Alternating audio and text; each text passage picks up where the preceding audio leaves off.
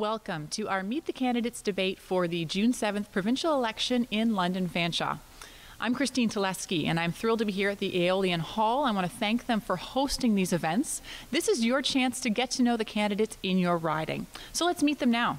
Starting at the far left side of the table, for the Liberal Party is Lavin Hadisi. For the Green Party is Lisa Carrier. For the Progressive Conservatives, Eric Weniger. For the NDP, Teresa Armstrong. For the None of the Above Direct Democracy Party is Stephen Campbell. And for the Libertarian Party, Henrik Shimchishin. Here's the format for the debate. So each candidate will have 2 minutes for an opening statement and 1 minute at the end of the hour for closing comments, depending on time. Each candidate will be allowed to answer every question and will have 1 minute for that response. If you go over the allotted time for the response, you will hear the sound of the timing bell, and we will ask that you stop talking at that time. If a specific candidate or party is mentioned by another and there's need for a rebuttal, that will be granted at my discretion. The length of that rebuttal will be 30 seconds. Now, before coming into this debate, we drew names to determine the order of opening statements, and we are going to be starting with Lavin Hadisi for the Liberal Party. So Lavin, whenever you're ready, go ahead. Hi, I'm Lavin Hadisi, the Liberal candidate for the London Fanshawe riding. Thank you, Rogers TV and Christine, for having me today and allowing me to speak to Londoners and to be able to speak specifically to the London Fanshawe riding. As a young female entering politics, I understand the importance of youth in government.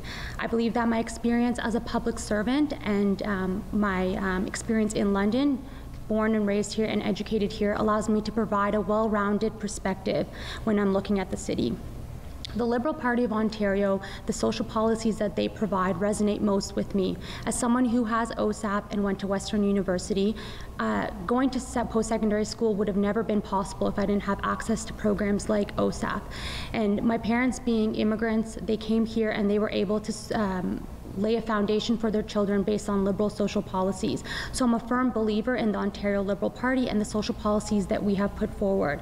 They've been prioritizing the needs of Ontarians from day one, and they're committed to doing so. We have and will invest in youth through OHIP Plus and elderly through OHIP Plus and long-term care commitments. We will continue to fund education through free tuition and through apprenticeships programs. And we'll continue to fight for families by providing them childcare, full-day kindergarten, and minimum wage increases. We have taken the concerns of people to heart, and our actions are a reflection of that. And I myself am a firm believer that when you look at politics, you base it on the local candidate, and you need to find someone that is going to fight for you and fight for the needs based on local needs. So when you think about London, think about who will represent you the best when you go to Queen's Park. Thank you. Thank you, Lavin. For the Green Party, Lisa Carrier. Thank you. Thank you for having me here. Thank you, Rogers TV. I'm here today because I want to be the change. I've lived in London for almost 30 years, and I love the people and the places in this city, and it's my greatest desire to serve you and them. I've owned 2 small businesses in London. I've served on advisory committees and task force. I've been a member of countless citizen groups and clubs, and I'm an avid nature photographer. I've always been involved. Then, over the last couple of years, I've grown more and more disillusioned with the state of politics in Ontario, Canada, and in the world, by the seemingly complete failure of our governments to take good care, not only of us, but of the air we breathe, the land we live and grow our food on, and the water we drink. None of us can live without these things. The Green Party of Ontario sees the challenges we're facing today as opportunities. We can take advantage of these opportunities all around us to transition our economy to one that is efficient and sustainable, one that is based on the principles of fairness and resilience, with respect for people, communities, and the planet. I'm very pleased to be here today to have a chance to share our green vision for Ontario with you and with the people of London Fanshawe. Thank you. Thank you, Lisa. For the Progressive Conservatives, Eric Weniger. Well, thank you, and thanks for watching, and thank you for the invite today. I'm Eric Weniger. I'm your Progressive Conservative candidate here for London Fanshawe.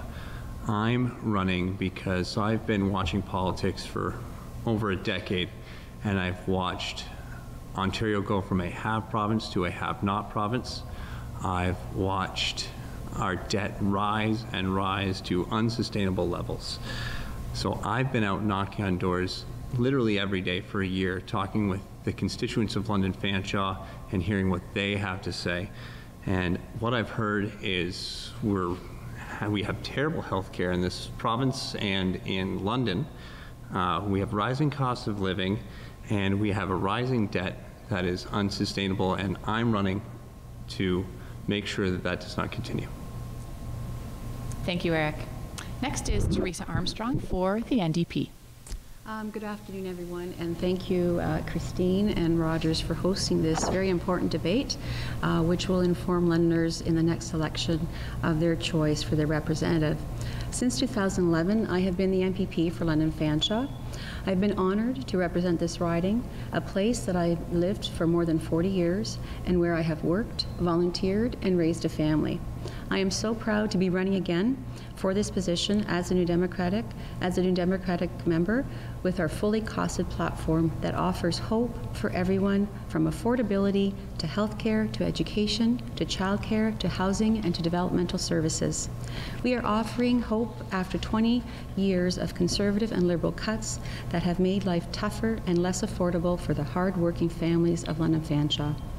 I've been an NDP critic for the seniors, London affairs, including long-term care and home care. I have listened to your stories about the lack of home care that forces seniors into long-term care, about the years spent waiting for care, and about the underfunded system that only allows PSWs an average of 6 to 7 minutes to get our loved ones ready for breakfast. The people of London Fanshawe deserve better. And the NDP would set a minimum standards of 4 hours of care for long-term care residents and hold a find and fix public inquiry into long-term care so that our seniors are not left without hope. We would open another 40,000 beds in long-term care so that when our family needs care, it's there for them. We need a government to work for people, and I want to be a part of a government that puts people at the heart of every decision it makes. Thank you, Teresa. For the None of the Above Direct Democracy Party, Stephen Campbell. I am Stephen Robert Campbell, and I am running for the None of the Above Direct Democracy Party. I went to Fanshawe College, and I have 2 diplomas, one in business and the other is in information systems. I currently work with the Board of Education, the Thames Valley Board of Education, as an information tech. I have created software for IBM Canada, HP Canada, Compaq Canada, and today I'm running because I would like to bring direct democracy to the district of London Fanshawe. If elected, I personally can deliver software that the people of the district can vote on every issue that comes up in the legislature at Queen's Park. The people of this district can bring ideas to me. With this district, we can vote on these ideas, and together in our district support these changes.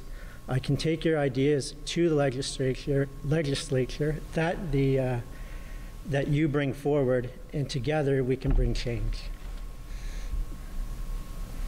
Thank you, Stephen. And for the Libertarian Party, Henrik Shimchishin. Thank you. Hi, I'm Henrik Shimchishin, the Ontario Libertarian Party candidate. This is my first time running an election. I decided to run because I believe that only you can make the best decisions on how you wish to live your life. I don't know what's best for you, and certainly a politician off in Toronto doesn't either. I'm currently employed as a millwright in the manufacturing sector. The Ontario Libertarian Party stands for less government and more freedom. We want to lessen the impact of government on your daily lives and to restore choice to you. Working as a tradesperson, I understand how government regulations have increased costs for both business owners and all Ontarians, from higher electricity prices, which are some of the highest in North America, to the rising price of gasoline, which is only made worse with policies like cap and trade. There have also been added costs to tradespeople, such as hairdressers, with mandatory fees paid to the College of Trades. We have a healthcare system that is a crisis, with ever-increasing wait times due to rationing. Even with an added healthcare premium on working people, the quality and availability of healthcare continues to decline. We have an education system that gives parents little choice in curriculum, and what school their child can attend. While the cost of this education system keeps rising, the results continue to decline. Ontario right now is the most indebted sub-sovereign state. The debt will have to be paid back at some point, and that will most likely fall on the shoulders of today's children and their children. We desperately need to balance a budget and even have a surplus in the provincial budget. It's not fair to put this burden on future generations. I hope during this debate I can convince you to vote for less government, to vote to return making decisions on various. Thank you, Henrik. Thank you very much. Let's jump in. We have a lot of issues to talk about, and I want to start with the economy. We will be taking turns on these questions, so Lisa, you can get ready to go first on this one.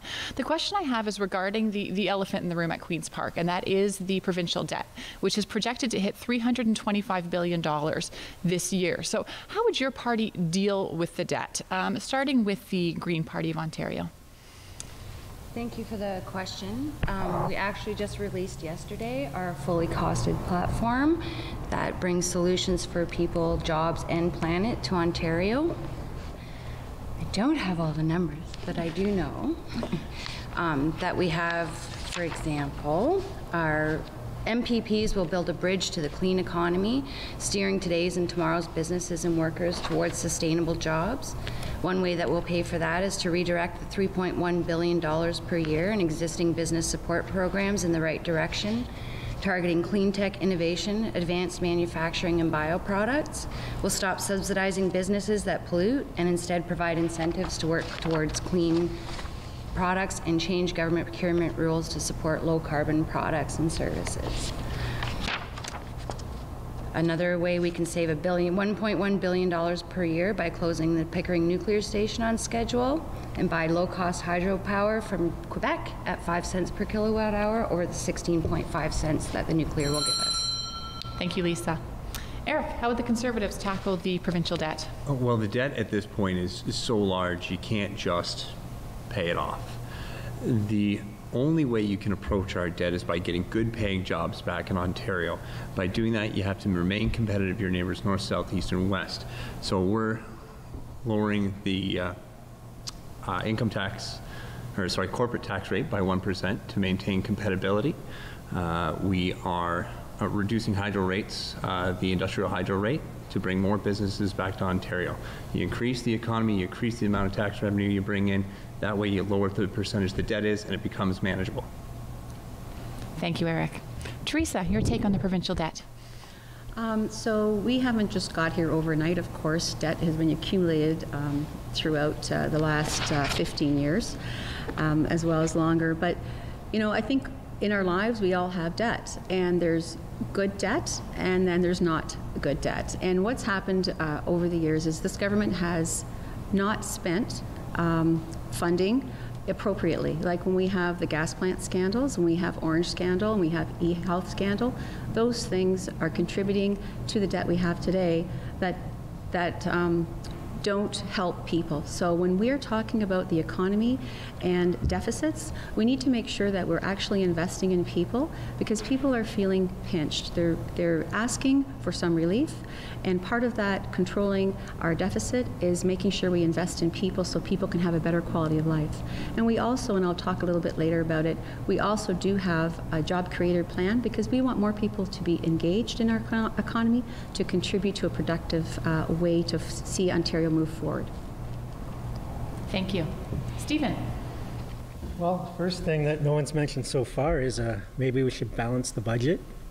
It's a voting issue we could take into consideration. As the sunshine list continues to grow over the years, in 2014, when I ran the numbers, if you reduce the sunshine list by 5%, you would actually balance the budget. And also, if you take only of our GDP, if you take 1% of the GDP, stop putting it into programs, you could balance the budget that way. But as I said in my opening statements, we would vote in the district, and then we would take that to the legislature. Thank you. Henrik. The Ontario Libertarian Party would initiate a balanced budget and debt repayment plan over 30 years. Immediately, we'd end government subsidies to corporations, individuals, not-for-profits. We'd also end all subsidies to municipalities and other levels of government because local ratepayers can pay their own projects. Taxpayers in Sudbury should not be paying for tunnels in Ottawa. We would end corporate taxation, but we would keep corporations remitting and paying HST. Thank you. Thank you. And Lavin, how would the Liberals tackle the provincial debt? I want to first point out that we balanced the budget this year, and in fact we had a surplus. And we know that the economy is growing in Ontario, and we noticed that, so we made a deliberate decision to go into a deficit this year. But in return, we're investing in programs that are going to impact people's lives and make a difference. So we're investing in OHIP Plus, extending it to seniors, free tuition, record investments in infrastructure and transportation. These things are all going to make a difference in people's lives, but we have a plan to go back to balance, and we're the only party that has that plan right now, and you'll see that in 2024 to 2025. So not only are we investing in people, but we also have a plan to balance the books. Thank you. Sticking with the economy, let's talk a little bit about the minimum wage hike that we saw at the beginning of this year. Minimum wage was raised to $14 per hour on January 1st. I'd like to hear your stance. Do you support this hike? Do you support the proposed hike to $15 per hour that is set for January 1st of 2019? And we'll be starting this time with Eric Weniger for the Progressive Conservatives. Yeah, of course. We understand that people need to make a good living wage, and the increase to $14 an hour was needed. You have to go back to why it was needed, but this is saying that we've lost about 60,000 jobs, so the immediate jump to $15 an hour it would be devastating to our economy to the tune of another 50,000 jobs. So what we're proposing is we're going to keep $14 an hour, but nobody gets to pay, or nobody pays when you're making minimum wage, income tax. So it'll bring you roughly up to $14.75, but it won't put a burden on the businesses.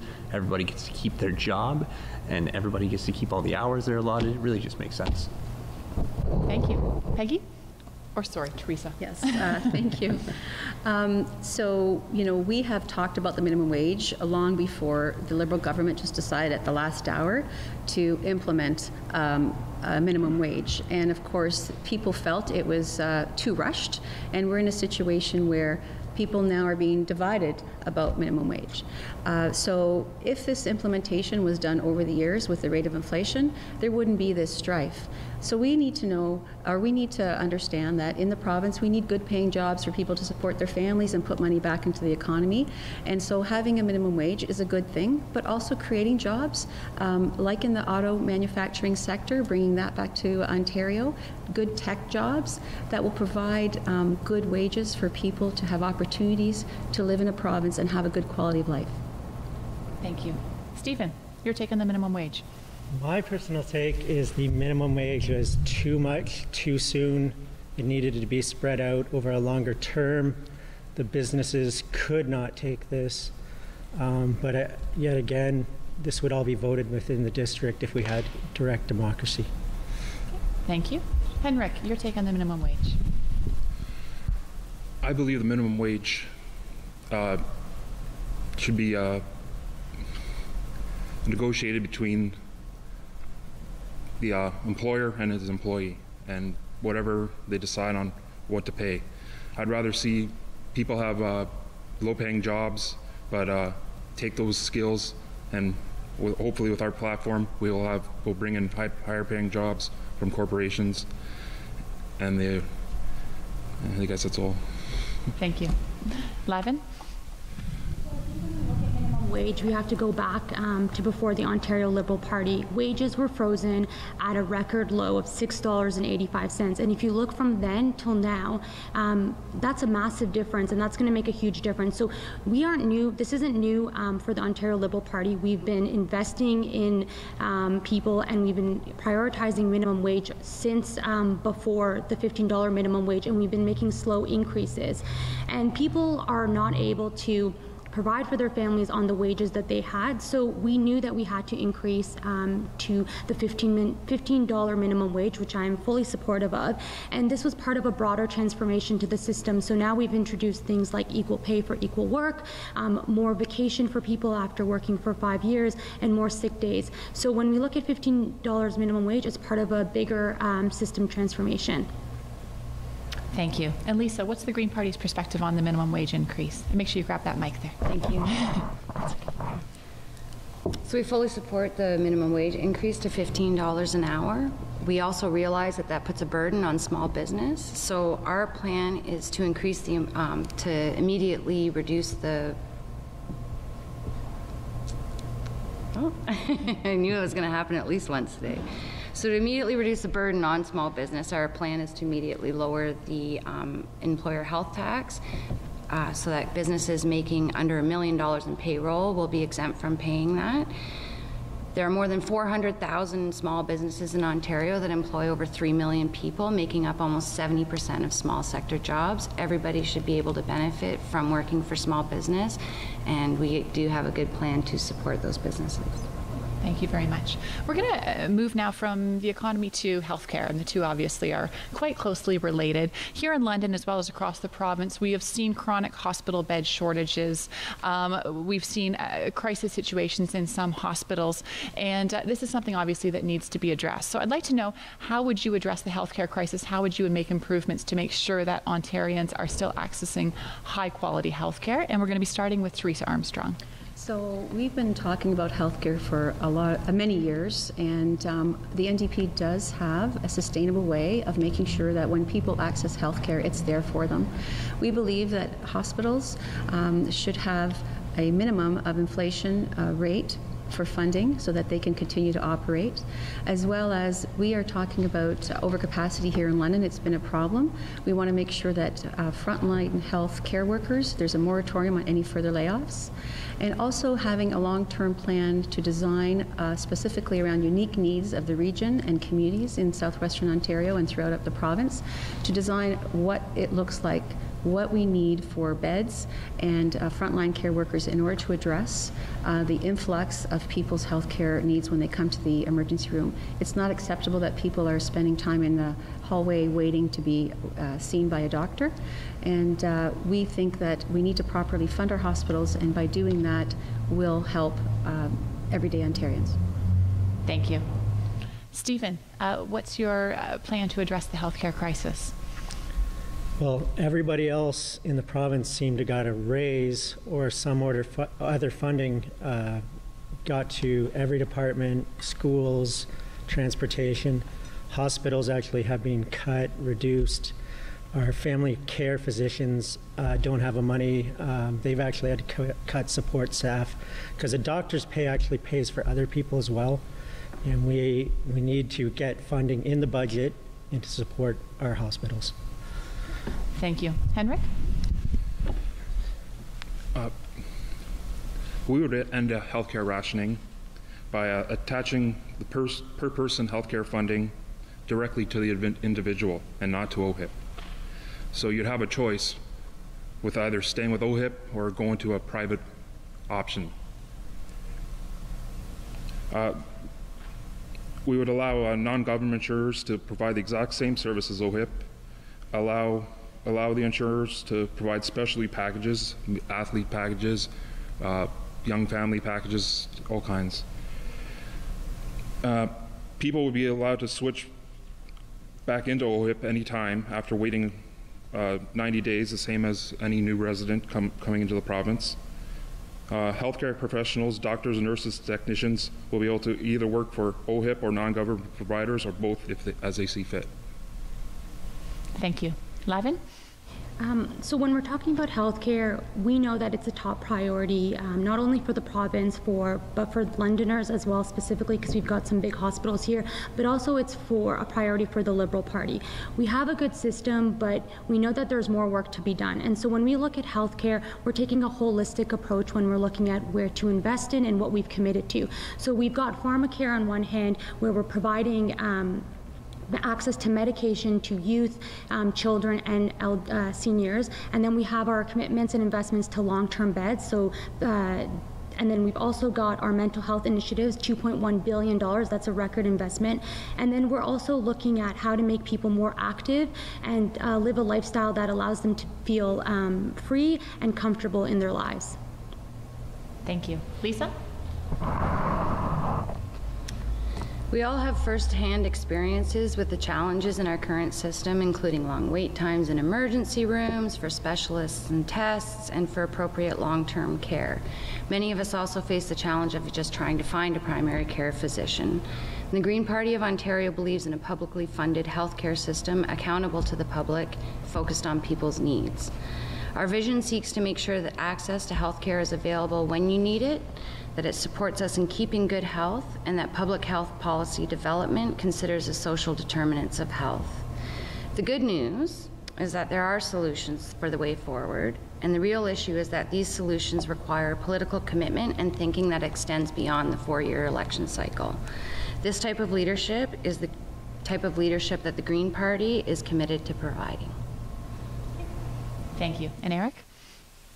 I mean, we all know that there's been cuts to healthcare right here in London over the last number of years.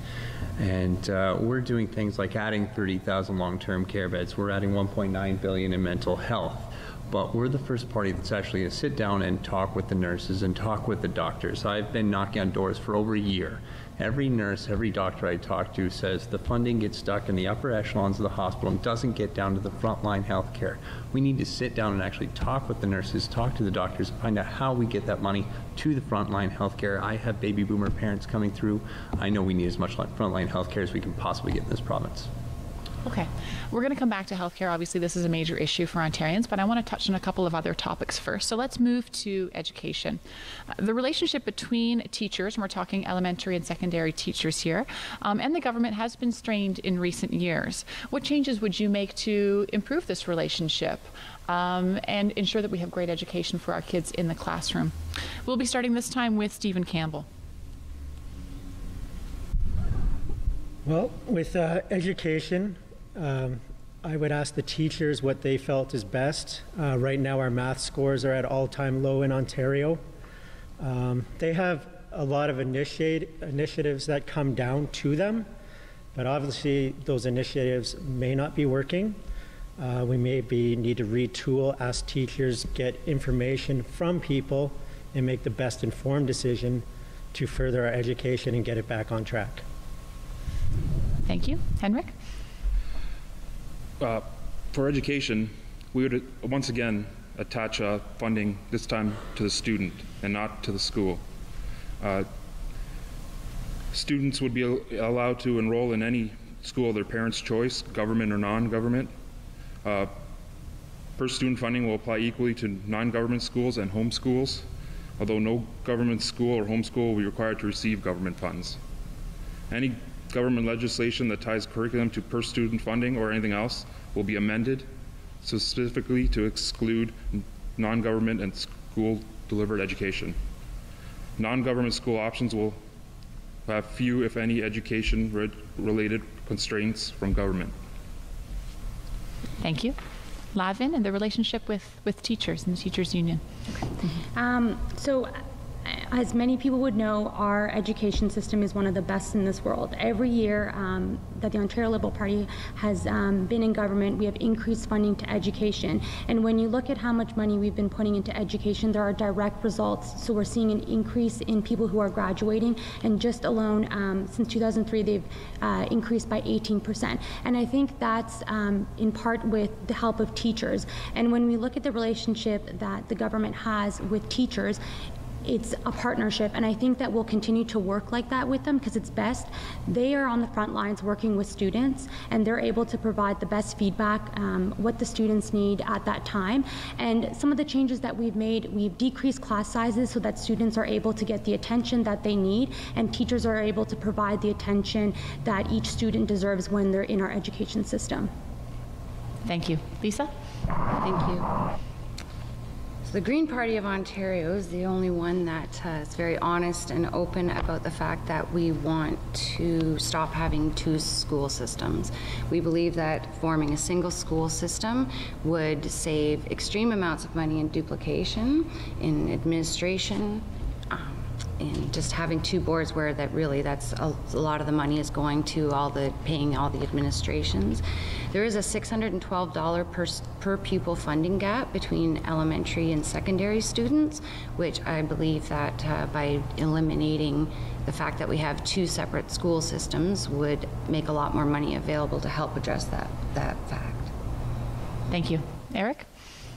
Yeah, well, I mean, to a point that she said, that teachers are our frontline workers in this. We need to discuss it with them, but we have a plan to look at all the curriculums, including the health curriculum and including the math curriculum, and go back to the very basics in math. And because, to your point as well, our math scores are absolutely abysmal at this point, so we need to discuss with the teachers and really get Ontario students back on track. Thank you. And Teresa? Yep. So over the years, I've talked to many teachers, as well as, of course, students, and there are problems in the education system, and we have committed to change the funding model, because that's what teachers have said, that the funding model doesn't work, and we know that schools are at the heart of our communities. We also have heard from teachers that we need more teachers in the classroom and more educational assistants to support students with special education, so that way they can have their needs met and have the classroom working more smoothly. We have also heard from teachers that they want to end the testing, the EQAO testing, and they want those funds to come back into helping them to teach the children. So we certainly have a good relationship with teachers, but we need to work on the environment so that they can thrive. Our children are our future, and we need to do much better when it comes to listening to children and working with listening to our teachers to work with children to educate our future generation.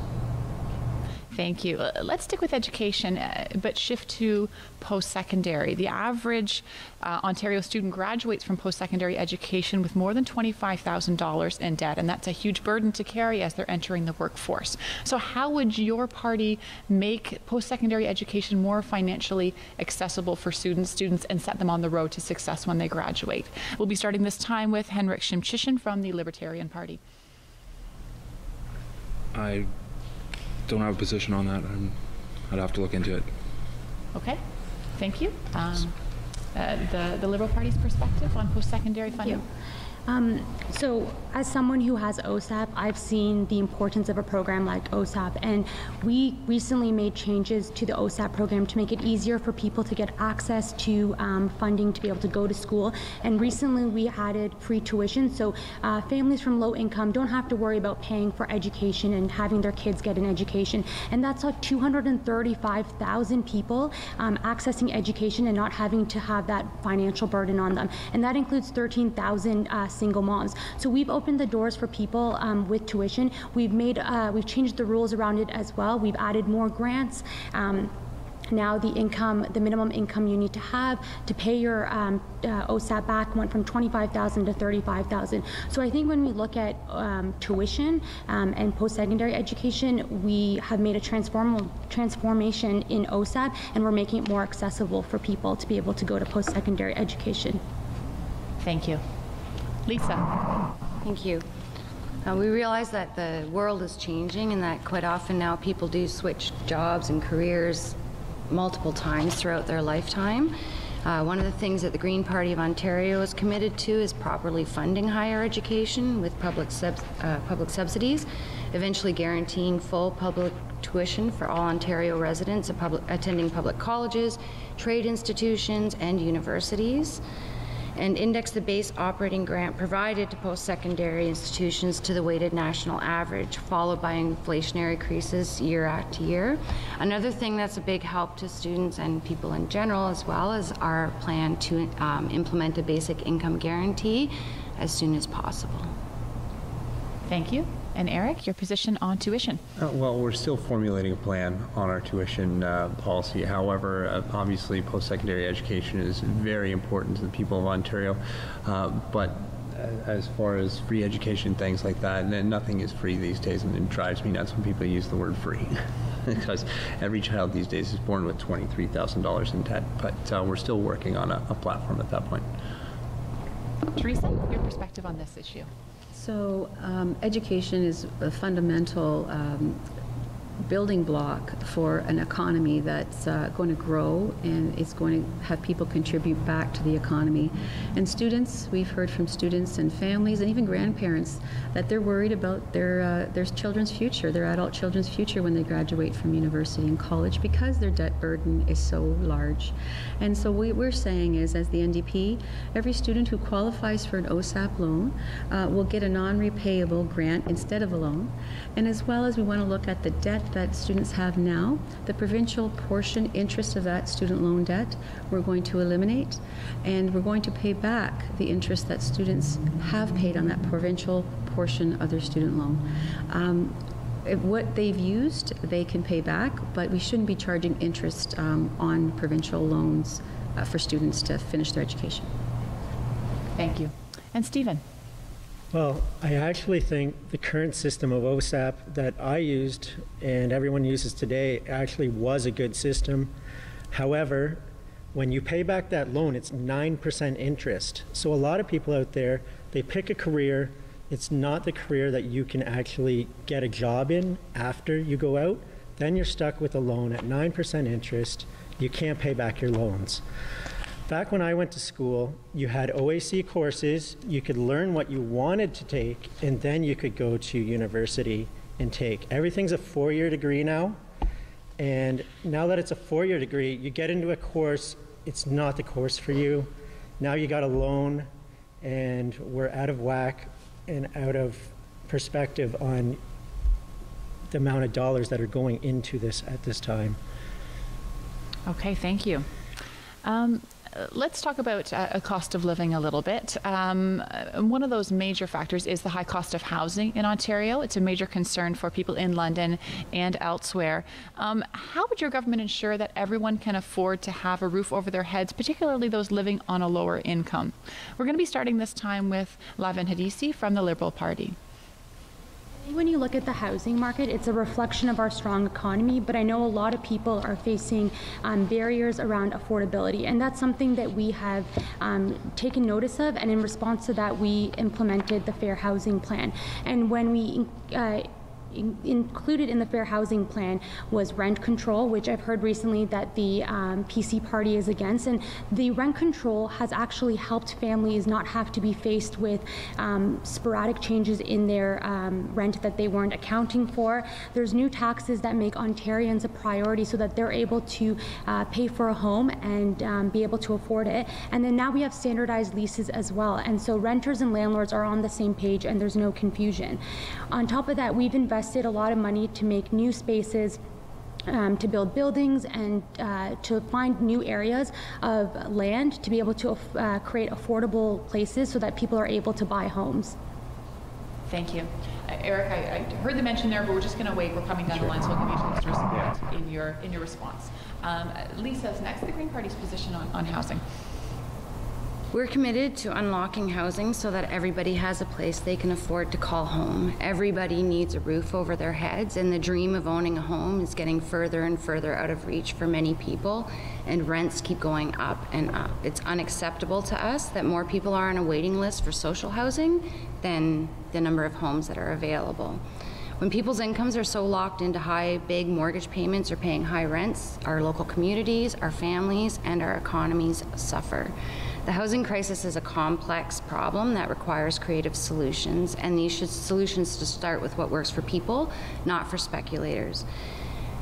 We would changes to development, zoning, planning rules to allow for tiny homes, laneway housing, different forms of housing that are currently available now, and these changes to these zoning and planning rules wouldn't cost citizens any more tax dollars. Thank you. Eric? Well, do I rebuttal now, or do I? You can. I think okay. It was just a minor mention there, so I think you can include that in your response if you'd like to. Well, this morning saying we're actually going to keep in the rent control that's in place. But to your other point, increasing supply is obviously very, very necessary, and you have to allow there to be supply. So you need to remove the red tape and allow people to come in and create the supply for housing, and that'll obviously help the housing market. But to your other point, the affordability crisis, the rising cost of living, and a lot of that boils down to our debt in this province as well, which a few of the parties here have been implicit in creating. So because tax on tax on tax ends up paying $1.30 for your gas. So it's two-pronged problem, sorry, but thank you. Thank you.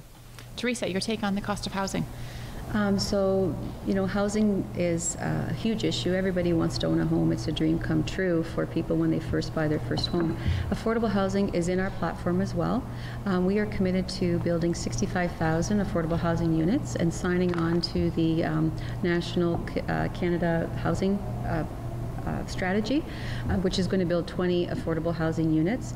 So we need to invest in that so people can have affordable units and co-op housing and not-for-profit housing, as well as we need to make sure that we pay attention to the social housing stock that we have now, and we have committed 1/3 of that for repairs so that we can keep people in their homes and not having to have to move out to pay high rents if they can't afford. Housing is a necessity, it's a human right, and we need to make sure that we even include inclusionary zoning as another piece of the housing. Right now there is some inclusionary zoning, but we need to increase that percentage so that people can afford housing in new builds as well. Thank you. Stephen? At this time, I honestly don't think the Ontario MPPs or anything can stop the housing crisis at this time. The housing crisis is more of a federal issue. With the interest rates being so low, this has caused the houses to be so much money. And until the interest rates go back up, the housing market isn't going to be down. So if I buy a house and I want to charge rent on that house to someone, I have to charge and cover my mortgage plus the house. It's going to be expensive until we have interest rates that come down. Thank you. And Henrik? Yes, we obviously need more supply, so we'd have to cut red tape and government regulations, maybe even amend the Building Code Act so it's not mandatory, so property owners can use it as guidance if they like, and we can build all different kinds of a supply of houses. We'd also the land transfer tax, we'd make it a flat fee of $275, I believe, instead of going by how much the cost of the property. Thank you very much.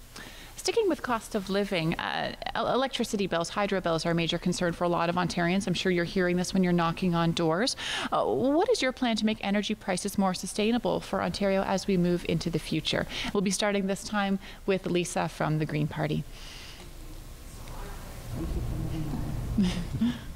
So I kind of touched on it earlier. We just think that it's one of the biggest things that we can do is to stop pouring money down the nuclear drain, to let the plant's leases expire as they expire. Quebec has offered to sell Ontario Hydro from water hydro at 5 cents per kilowatt hour, and that's versus the 16.5 cents that the nuclear power will cost us. So there would be a one-time investment that we would have to upgrade our grids and take care of that, but that's a one-time investment over savings of like $12 billion a year. So that's our answer. I like that question. Thank you, Lisa. Eric, your take on hydro bills? I also like that question. Obviously, we're over-generating in this province, and we're still building windmills, which seems ridiculous to me, especially when we're running Niagara Falls at half, Bruce Nuclear at half. And Niagara Falls is the cleanest energy you can get, so we're building windmills under the guise of green energy. We still own about 48% of Hydro One. We're just going to give that dividend back to you. So that's going to give you about 12% reduction immediately. But the best we can do is just stop digging ourselves in the hole that we continue to dig ourselves in the hydro mess. Thank you. Teresa, your plan for the hydro? Yeah, so the NDP is the only party that's talking about buying hydro back into public hands, and I think that's where part of the issue has come up, why we're when we lose control of our public asset, it's in the private sector, and they want to create profits. So we're the only party talking about that. And the fact that the government has deferred $40 billion to borrow to lower hydro rates, that's going to come back to our next generation. And the Conservatives aren't talking about that, and the Liberals think that's okay. And that's going to increase in the next couple of years our rates by 70%. Has to come back into public hands. We're going to take the dividends that we know we own now in the public sector and pay towards bringing back those private shares so that it can be a public asset, so we have accountability, transparency, and oversight, and we can control the prices of electricity. The other piece is the Green Energy Act contracts. They're so lucrative. We need to rein those in and make sure that they actually work for Ontarians when they come up. Thank you. Thank you. Stephen, the cost of hydro. Well, as we were alluded to before, we have a surplus of power at this time. I actually drive outside of London every day for work. The windmills are turned off.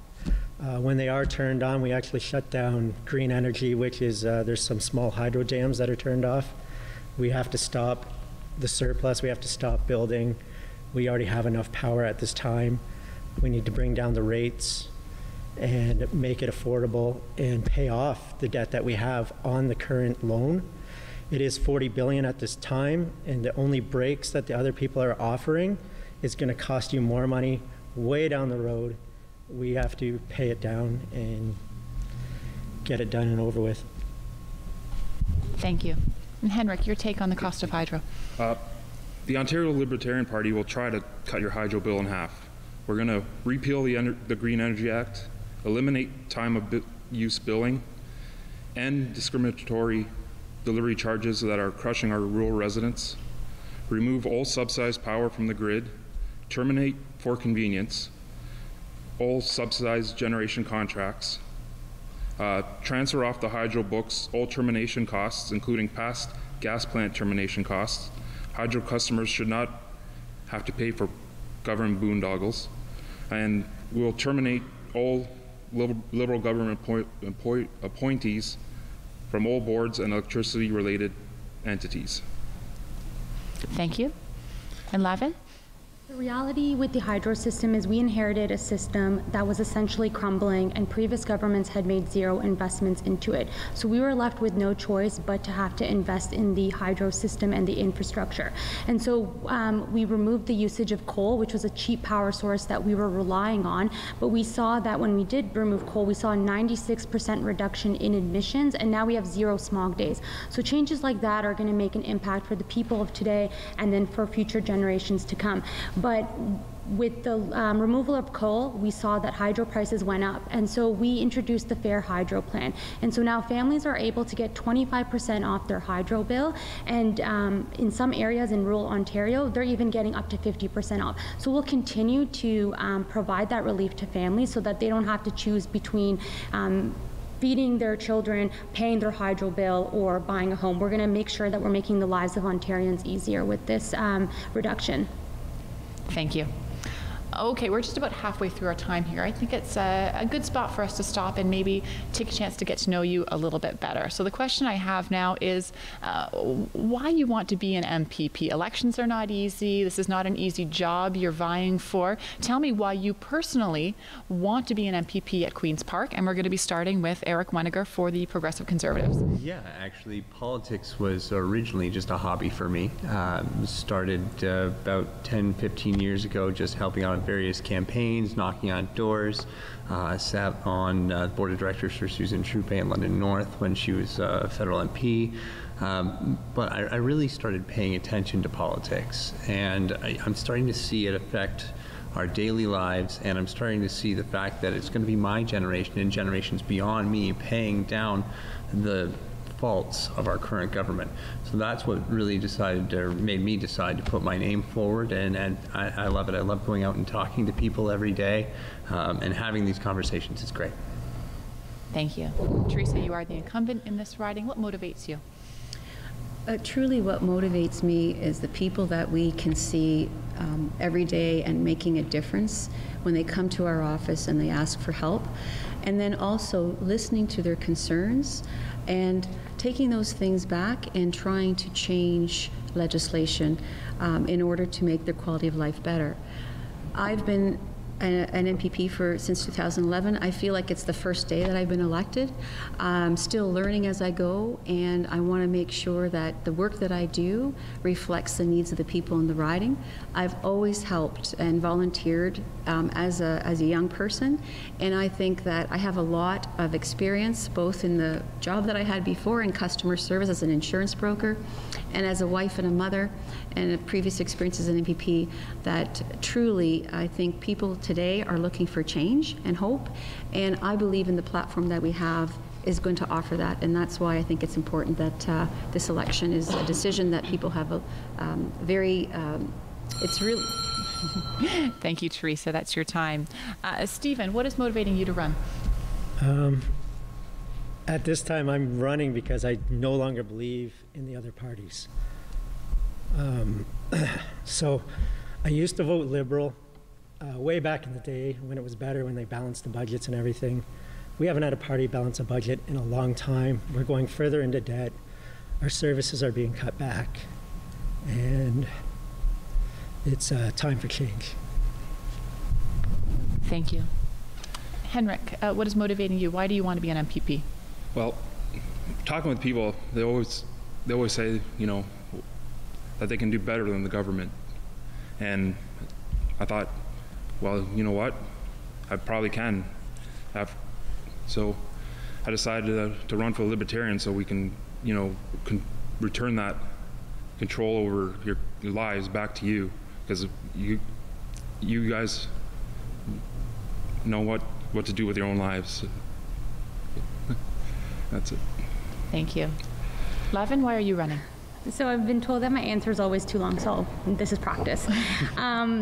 There's two reasons why I have been involved in politics and why I want to be an MPP. First, I wasn't involved in politics when I was younger, and I feel like I have lost many years where I could have been active. And one of the things that I've noticed as someone who has worked in politics is, surprisingly enough, especially when you look at it from a local level, your MPP and the person that serves your riding is actually available to listen to you. And I think there's a difference, or I think there's a mentality out there that people don't think that their government is approachable. And so I want to try to get, I want to try to get people to understand that the point of an MPP is someone who will listen to you and be there for you. And so I want to make connections between constituents and the government so that they know that they're being represented.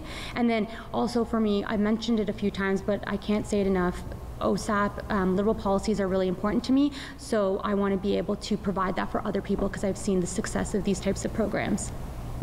Thank you. And Lisa, why do you want to be an MPP?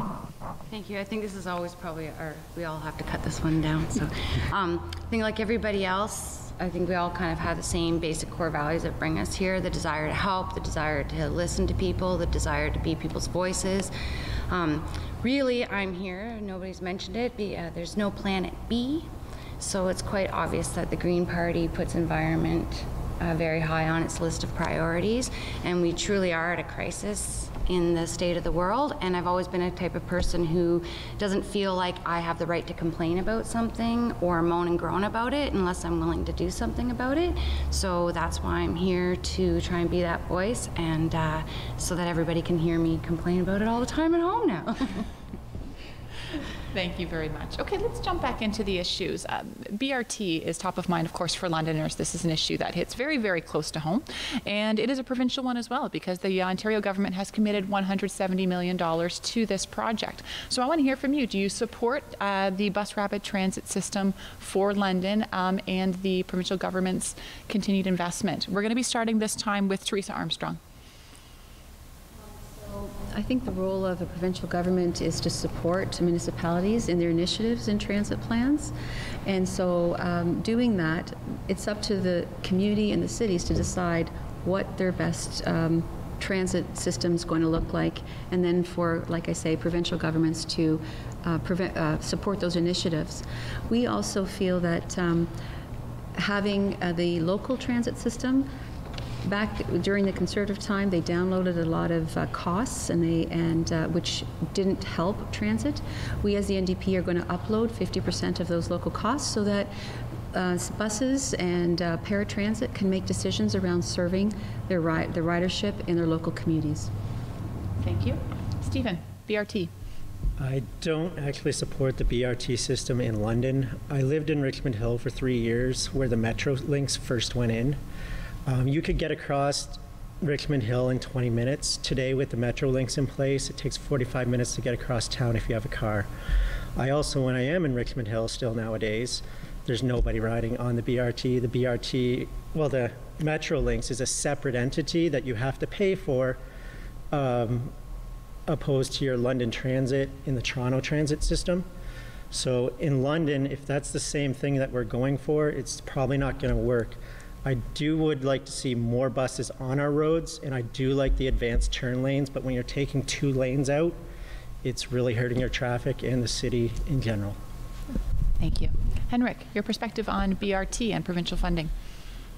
I'm fine with the City of London if they want a BRT, but I don't think it should be funded with provincial dollars taken from other areas. It should be funded by ratepayers here in London. Also, it might be great to look at other options too, private ones such as Uber, or wait a while and we may get electric cars and self-driving cars, and that may take over our whole transit system in a few years anyways. Thank you. Lavin, the Liberal perspective on this. As already mentioned, we have committed $170 million to this initiative, and so I would be fully supportive of this program, and I think everyone should be supportive of it for a couple reasons. One being, it's clear that it's going to work for Londoners because they have voiced their opinions. There's research to show that it is an option that's going to help connect people to the downtown cores and promote and grow the economy, and there's been a lot of time and energy that's been put into this. So when we're looking at London, we want to make it more competitive, and something like BRT is going to provide incentives for businesses to come to London and set up shop, because people are going to have access to those areas, those high growth areas. And then when we look at post-secondary institutions, Western and Fanshawe, they're pillars of the community. And so when we're making it easier for people to get to those areas, we're going to make it we're going to make more incentives for people to attend those universities. Thank you. Lisa, your perspective on BRT. Thank you. I actually had the pleasure yesterday of going with a couple of my Green colleagues to meet with the city, and we spent a lot of time talking about transit. Transit is quite near and dear to our hearts. We strongly believe in strong public transit systems, and we are in support of some type of BRT. Also, just keeping in mind the environmental factors and things like that. The Green Party, actually, in our platform, has dedicated quite a lot of money to public transit.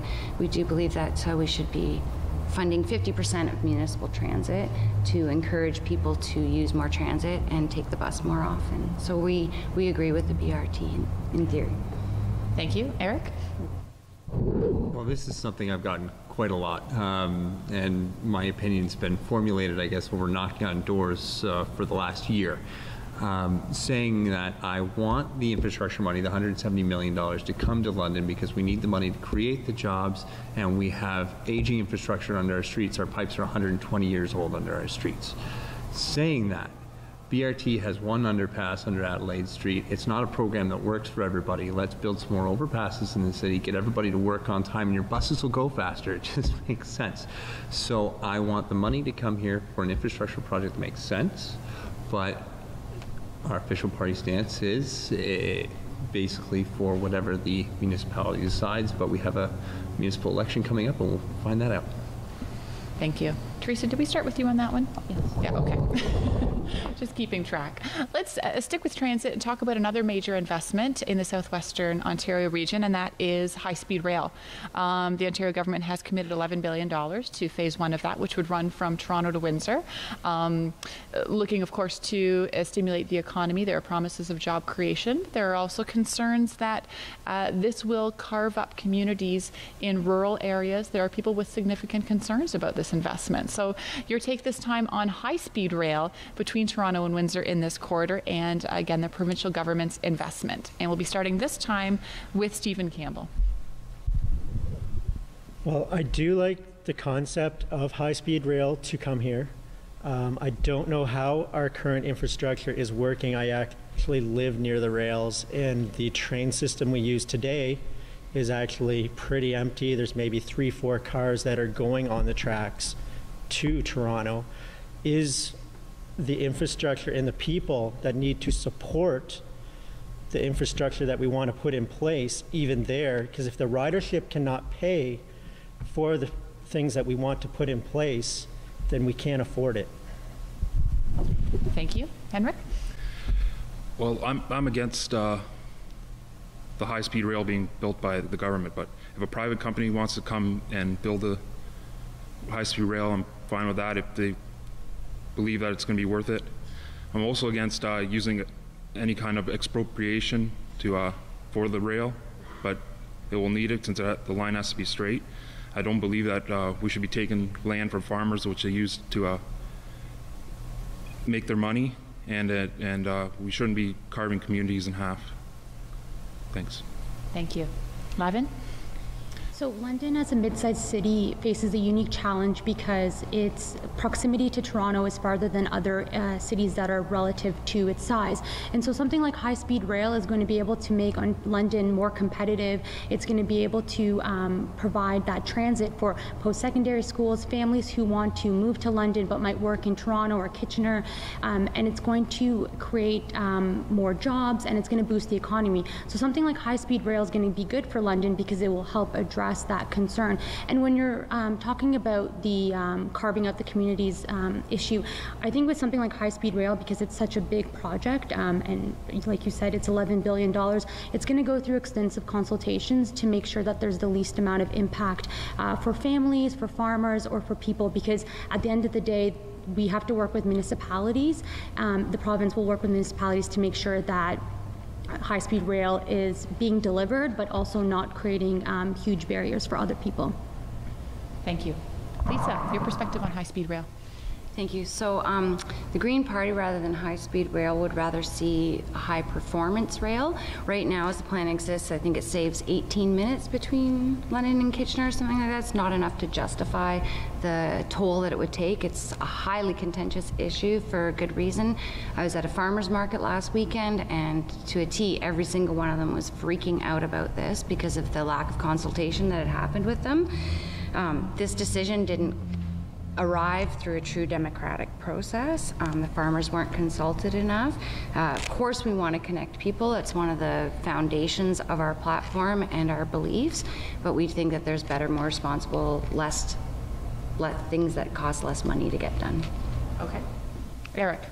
Now, last I heard on this project, it wasn't in the long-term budget, and it would have been the biggest line item in it. I have been talking to the people in London Fanshawe, and I've heard both sides of it. You discuss with people, and they say it's going to go right through my backyard. I don't want to hear.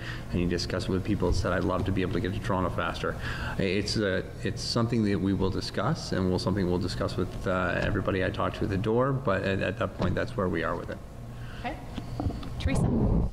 So New Democrats understand that we need the need for fast and reliable passenger rail service along a dedicated corridor through Southwest. But succeeding, that means we're going to have to put all options on the table. We'll continue, of course, the current high-speed rail environmental assessment, but we also need to expand to other high-speed options, and that would also include talking about high-performance rail and exploring a full suite of technology, so options that broaden the EA to include other corridors options. And we know that building the fast rail will be successful if communities are all buying into it. So part of it is bringing partners to the table who are going to be affected, whether that's rural Ontario, whether that's building it in London, and making sure that when we have this initial project that we make sure we get it right, because it's such an important thing to have that connectivity and making people mobile and building London up. Thank you. let's continue to talk about economic stimulation and the role of job creation in the province. So what do you think the province's role it should be when it comes to job creation? And you can specifically refer to if you have something in your platform that will stimulate job creation, you can let us know about that. We'll be starting with Henrik Shimchishin from the from the Libertarian Party. Well, the Ontario Libertarian Party is going to try to turn Ontario back into a job magnet. We're going to put in place a sensible electricity policy, put in place sensible government and taxation plans, including balancing the provincial budget. We will repeal the job-killing cap and trade carbon tax and end any program and service related to mitigating climate change. We will end corporate taxation. We'll still keep corporations paying HST. We will end all subsidies, grants, and loans to corporations and other private entities. We will end mandatory insurance with WSIB, and we will end mandatory registration with the College of Trades. Thank you. Lavin, how do we bring more jobs back to Ontario? Thank you. The unemployment rate right now is the lowest it's been in over the last 17 years. And so we understand the importance of creating jobs, and we've been focusing on that. And when you look at the different funds that we have made available, we're partnering with the private sector, and we will continue to do that because we know that we have to work with our private partners to be able to boost the economy, whether that's through creating jobs or making Ontario more competitive. So when you're looking at London, for example, and the Dr. Oetker factory, that was a partnership that the government made with Dr. Oetker to be able to incentivize them to come to London and set up their shop. And then when you're looking at youth specifically, another thing that we're working on is we're working with businesses to get them to hire youth so that they're able to get experience in their careers and be able to be set up to move on from that, and whether they stay at that company or go somewhere else. So we're trying to look at different ways to boost the economy and to create more jobs, but it's definitely something that's a big priority for us moving forward. Thank you. Lisa. Thank you. We all know that we live in a changing world, and I touched a little bit before on small business and how important that is to the Green Party, and how I strongly believe in helping bolster small business to help create community and keep people spending money in their local economies. So we also know that the whole world is changing, the economy is changing. It's all been turned upside down. So instead of clinging to the past and how we can keep the jobs that we've always had, we're looking towards the future. Clean tech is growing, it's generating good jobs with good middle-class incomes, jobs to install solar shingles, retrofit our homes and businesses, lower our energy bills and protect our water, jobs in clean innovation, waste reduction, advanced manufacturing, jobs in caring for people, local food, arts and culture. The future economy is here, and we're ready to make that transition and make the leap into the future now that we need. Thank you. Eric? Well, we live in a province that small business and business is just being choked. I mean, our industrial hydro rate is absurd. Our red tape is out of control in this province. We've lost 300,000 manufacturing jobs, many of those right here in London Fanshawe, and London Fanshawe is hurting because of it. We're going to reduce the corporate tax rate. We're going to reduce the industrial hydro rate. And we're going to get good paying jobs coming back into Ontario. We're going to cut the red tape, and we're going to make sure that we get good paying jobs right back here in London Fanshawe. Thank you. Teresa? So absolutely, London Fanshawe and London area, southwestern Ontario, has really felt the hit of losing good paying jobs. We're looking at Electromotive back in 2011, and that is most recently Kellogg's. And so we need to invest in our province and specifically in the southwestern Ontario to get those jobs back. And the NDP are committed to expanding the auto and manufacturing in Ontario. And what we want to do is we want to create a stream within the Jobs and Prosperity Fund that's there right now to promote manufacturing research and development so that we can do that. And then in our proposal as well, in our platform, we also are creating the skilled trades in order to meet those needs for jobs that people want to have and make sure that they have a good living. It's great to create the jobs, but we also need the workforce to support those jobs. And we're going to invest $57 million to create opportunities in the trades in order to sustain that. Thank you. And Stephen, for the Direct Democracy Party. Well, today it is a global community. You would have to attract outside buyers back to the PC platform there. You'd have to bring down the hydro rates to attract the outside companies that want to invest in Ontario. And until we can get lower hydro rates, we almost have to keep the minimum wage at what it is right now. So if you're bringing in a new business to this province, they have to have set costs. So if their costs are too high and they do the numbers, they're not going to invest in our area. Thank you, Stephen.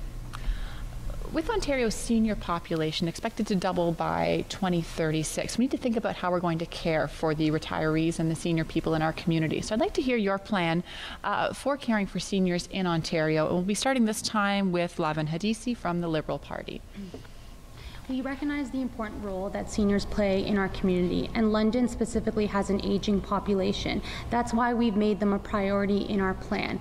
So when we look at senior, the investments we're making for seniors, we're taking a multi-pronged approach. So on one hand, if you are a senior and you'd like to stay at home, we're providing you funding to be able to make your home more comfortable and so that you're able to live more freely. Then we have OHIP Plus, which has now been expanded to include seniors as well. So now they don't have to worry about their getting access to their medication. And then we've also made commitments and investments to long-term beds to make sure that when they're in the hospital, they're getting the care that they need and the care that they deserve. And so when we look at all of these initiatives together, we're ensuring that seniors are able to live their life, their best life, and be able to do it in a comfortable, free way.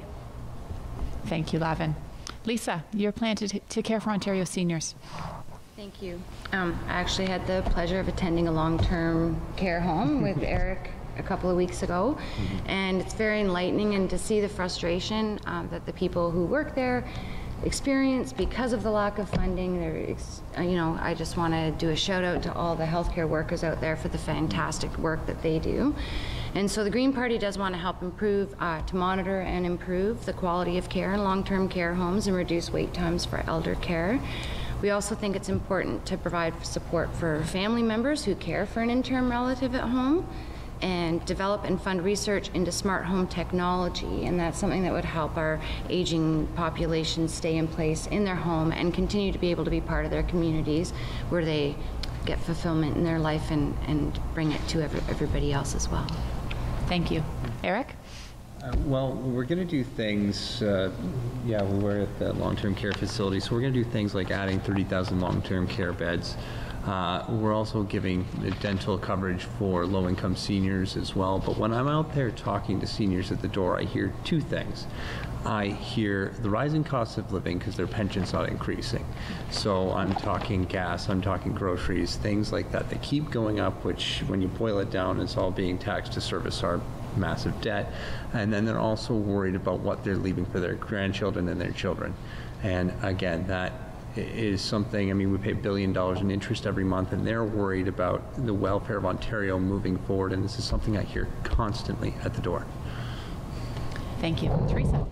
So seniors, first and foremost, is their choice to stay home, and we do have in our platform, we address that. We want to eliminate wait lists for personal support services, increase service hours so healthcare providers have more time to spend with each person who needs care, remove arbitrary caps that were imposed by the Conservatives before and have been left in by the Liberals, and also offer respite care for families. They're being squeezed. And also making sure that private home care is delivered on a public service, because private health care costs more and people are worried about profits when they're in business and not putting it into public care for home care recipients.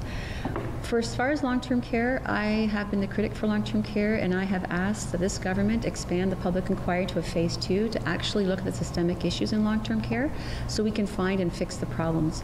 And again, we should give credit to those workers who work every day to look after our loved ones in long-term care. We appreciate all they do, but they don't have enough time to do what they need to do to care for our seniors. Thank you. Stephen, your plan to care for Ontario seniors. Be sure to grab the mic there. The Ontario seniors we definitely have to budget for. A lot of people have worked their whole lives. They've saved. But right now, at the federal level, your money that you've saved and tucked away, the interest rates are so low that you're not making any money off your money to live on your money anymore. So unless at the federal level your interest rates can go back to a acceptable level that you can support yourselves, the provincial government is going to have to kick in more money to help our seniors afford their living. Thank you. And Henrik? This would once again probably go back to our healthcare, where we would attach funding directly to the person so the senior could use their portion of healthcare to pay for the a long-term bed or whatever, home or whatever else they need. And once again, like hydro prices going up, property taxes with rising price of houses going up. I don't know how seniors on a fixed income will be able to pay for all this. So we might have to look into changing AMPAC somehow, the municipal property assessments. Okay. Thank you.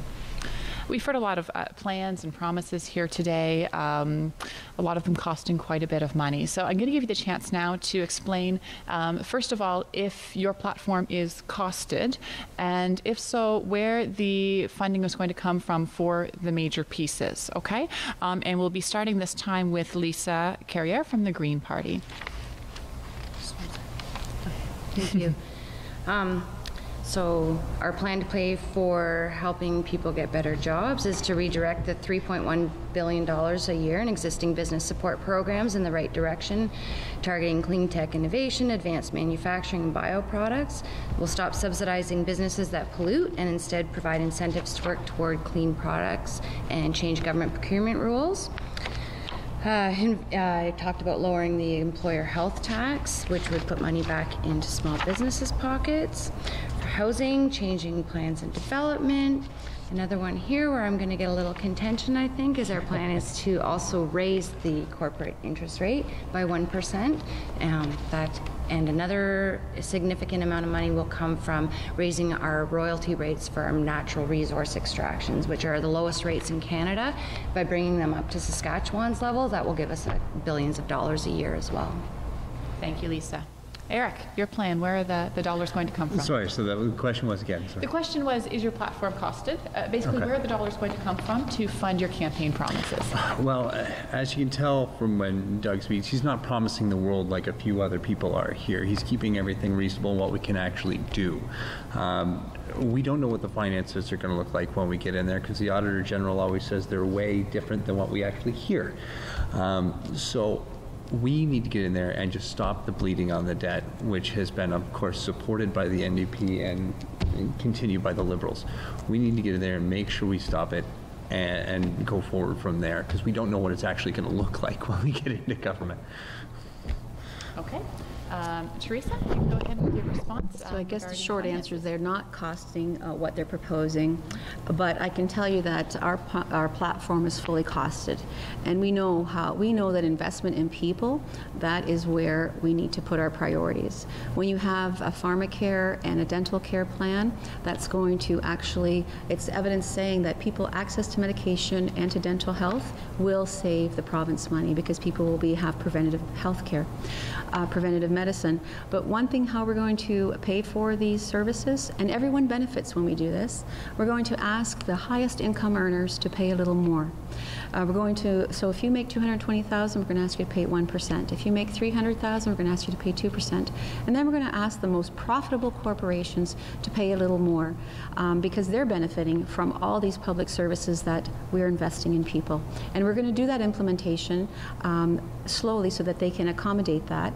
But right now we have not just the lowest corporate tax rate, it's not even competitive, it's the lowest corporate tax rate in Ontario throughout Canada. And we think corporations can pay a little more. Thank you. Stephen. Again, our party would always be voting and consulting with everybody. We just want the balance the budget, bring forth your ideas, and we'd go from there. Thank you. And Henrik. What was the question again? The question is, how would you fund your campaign promises? Where would the dollars come from? Well, we're going to fund our campaign promises at the level that everything's funded at right now. All we're going to do is change how everything's done. We're going to try to enhance how it's done, give people a choice on how their tax dollars are spent. Thank you. Lavin. This time to just point out that the PCs are not putting forward a plan, which should essentially be a warning flag, because people need to know what the government is going to do when they come in. And when you're talking about the AG, that is an accounting dispute. The deficit is clear, it's there, it's $6.7 billion.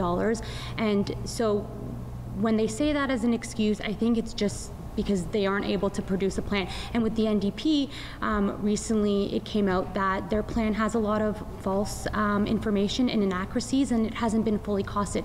We are the only party that has a fully costed plan. We're showing where the money is coming from. We have a deliberate deficit, and we understand that, but we can see that the economy is growing. We're the fastest growing economy in the G7. Our unemployment rates are the lowest that they have been in 17 years. And so the programs that we're investing in are giving us return on our investment, and in return, these things are going back into these important programs. Thank you. I will give some responses there. Teresa, you flagged me. You can have a response. And Eric, if you'd like to respond to those comments as well. We'll let Teresa go first. Yeah, I think that saying that our platform isn't costed is absolutely incorrect. We were the first party out with a costed platform, and we actually have ways to pay for them. And that's increasing the corporate tax rate to ask corporations, the most profitable corporations, to pay 1% more. We also are asking the most highest income earners to pay their fair share. And I encourage all of you to go online and check that it is fiscally responsible and it is costed, the proposals we're making. Okay, Eric, and a rebuttal for you. Well, two things. When you're talking about increasing the corporate tax rate, it's not just people in Canada that you're competing with. We're not an island here. It's people in the U.S. that you're competing with. So you can't just say we're the lowest in Canada, because, well, I mean, yes, we are, but you're not just competing in Canada. And over here, accounting dispute with the Auditor General. Generally, when everybody uses the same rules, there's not very many disputes. Anyway. Okay. Lavin, do you want a rebuttal to that? Mm-hmm.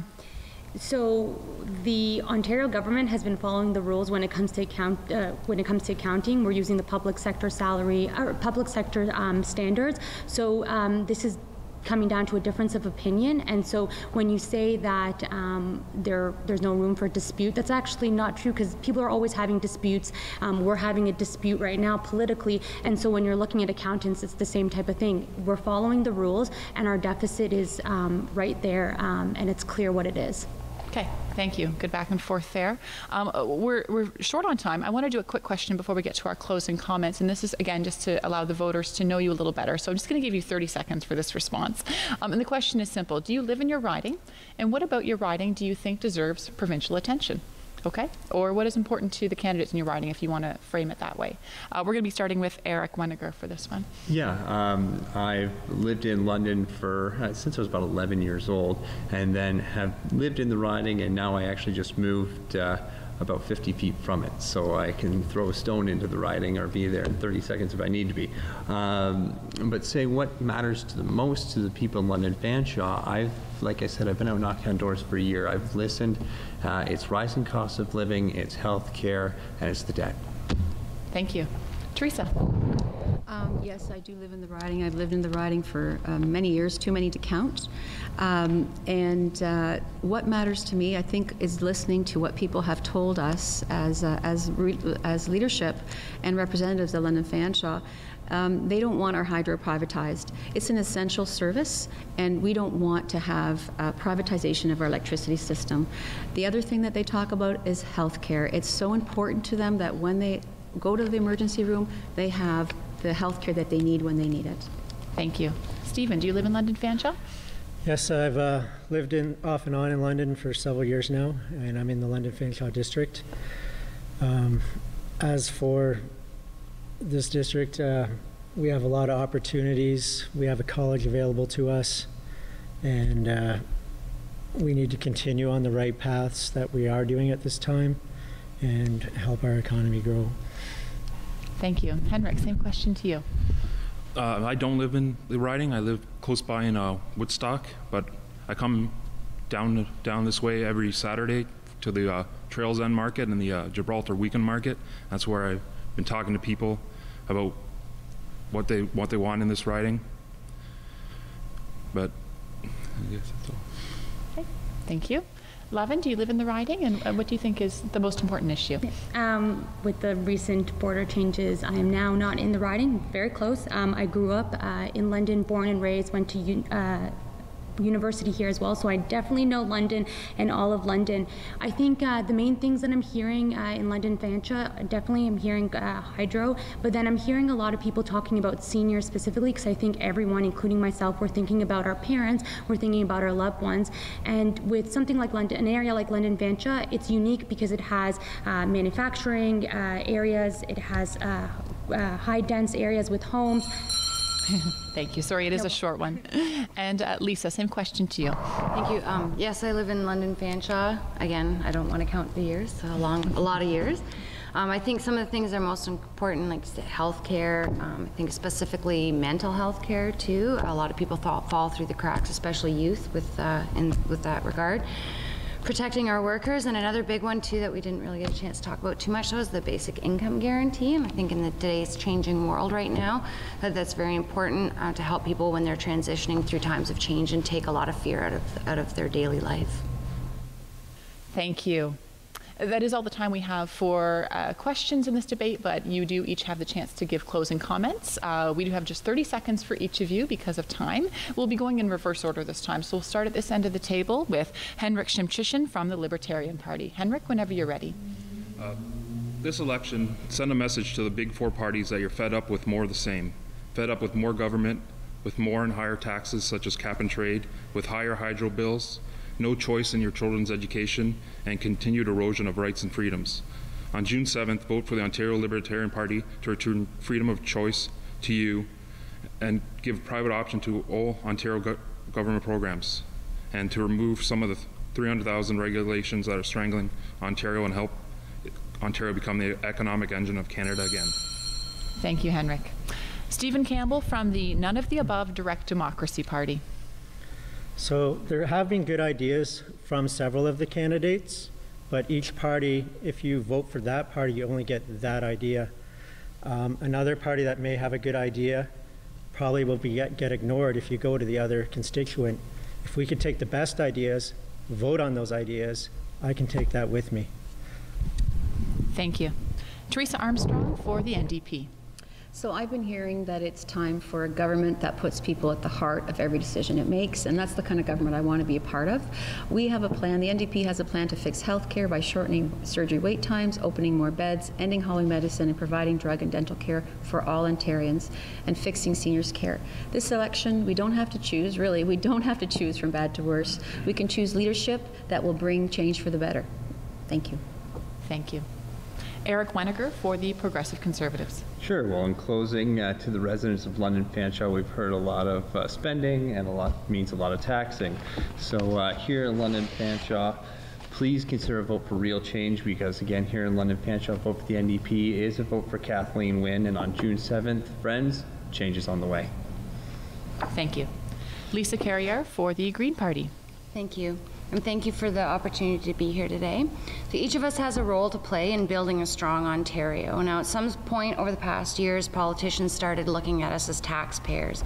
We're more than just taxpayers, we're citizens. Of course, we all pay taxes, but I, and I'm sure you, want our taxes spent responsibly. We watch as the big three status quo parties fail to solve the challenges we face in Ontario each day.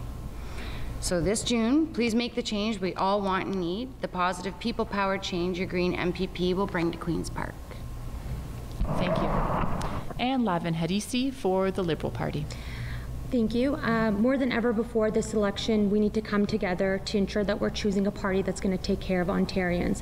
The quality of your health care, transportation, infrastructure, and education is at risk. The Liberal Party has been repairing the province since the previous governments had made massive cuts to vital services, and I don't want that to happen again, and I won't let that happen again.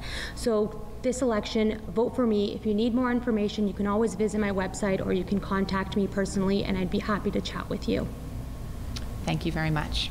I want to thank all the candidates for attending here today. It's a pleasure to hear from such a diverse range of opinions. It's nice to have a nice full panel. I want to mention we did also reach out to the Freedom Party candidate for this riding. Unfortunately, they were unable to attend. So thank you again for attending. I also want to thank the Aeolian Hall for hosting these debates and for allowing us to be here in their facility. That's all the time we have. I'm Christine Teleski. When the polls close on June 7th, be sure to tune into Rogers TV for in-depth analysis of the results. Until then, take care.